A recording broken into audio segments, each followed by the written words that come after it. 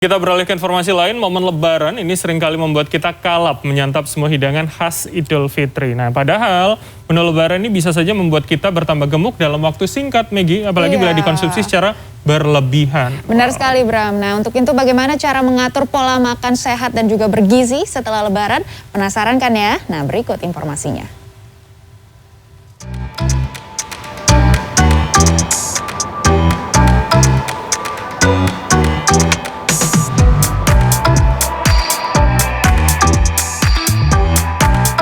Apa yang terlintas ketika melihat ketupat, opor ayam, rendang atau semur hingga camilan khas Idul Fitri seperti nastar?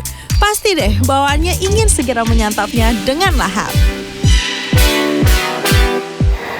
Siapa sih yang gak tergoda untuk menikmati sekaligus menghabiskan menu makanan Lebaran yang sekarang ada di hadapan saya? Bukan hanya yang gurih, tapi juga yang manis.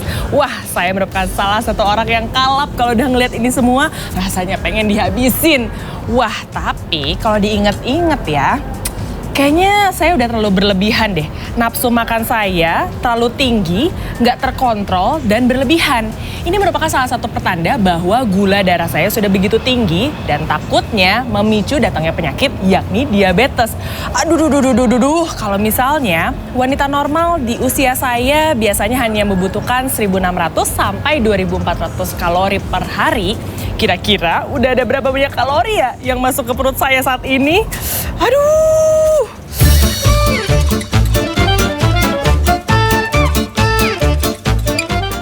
Yuk kita hitung asupan kalori pada sajian khas Idul Fitri. Makanan ringan seperti 3 butir nastar yang mengandung karbohidrat sederhana yakni gula ternyata memiliki 150 kalori atau setara dengan 1 centong nasi. Sementara itu, dalam satu mangkuk porsi makan Lebaran yang berisi ketupat atau lontong, opor ayam, semur daging serta keripik ternyata terkandung 700 sampai 800 kalori yang 60%-nya merupakan lemak jenuh. Waduh, banyak juga ya. Harus hati-hati nih, apalagi seringkali menyantap satu porsi saja nggak cukup. Kalori yang masuk bisa menjadi berkali-kali lipat.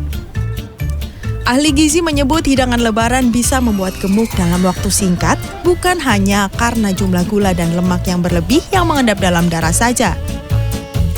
Faktor kebiasaan melalaikan istirahat juga berpengaruh penting. Waktu tidur kurang dari 7 jam atau kebiasaan begadang ternyata akan cepat meningkatkan selera makan.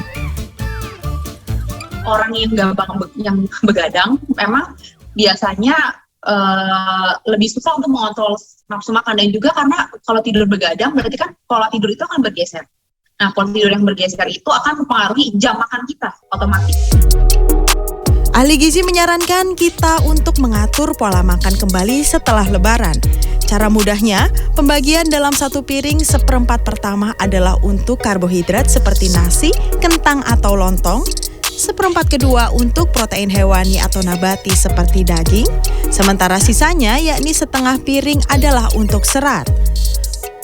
Pengolahan makanan juga perlu diperhatikan. Terlalu sering makan makanan yang bersantan atau digoreng tidaklah baik. Menyantap makanan yang direbus atau ditumis sangat disarankan. Energi utama bagi tubuh bisa didapatkan dari makanan, sehingga penting bagi kita untuk bisa mengontrol diri dan memperhatikan asupan harian. Jangan lupakan untuk mengimbangi dengan mengonsumsi serat dari sayur mayur maupun buah-buahan. Clarissa Aradia, Thompson, Jakarta.